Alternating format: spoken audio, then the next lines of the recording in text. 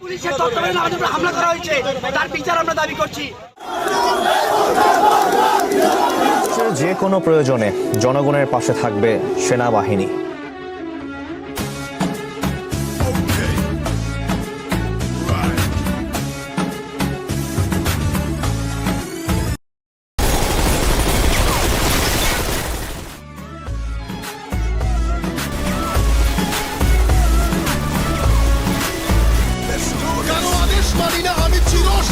আমি না মানি আইন, আমি না কারো অধীন, যেন আমি শ্রেষ্ঠ, শুধু আমি সঠিক, কেবল আমি সত্য, পুরা দুনিয়া বেঠিক। আমি অজয়কে জয় করব, আমার কাছে পরাজয়ের কোনো স্থান নাই। সবাই যেখানে থমকে দাঁড়ায় আমি সেখান থেকেই শুরু করি। আমি সবসময় আমার দেশ, পিতামাতা, আমার সহযোদ্ধা এবং প্রশিক্ষকদের কথা মনে করে আমার দুর্বলতাকে সাহসে পরিণত করব।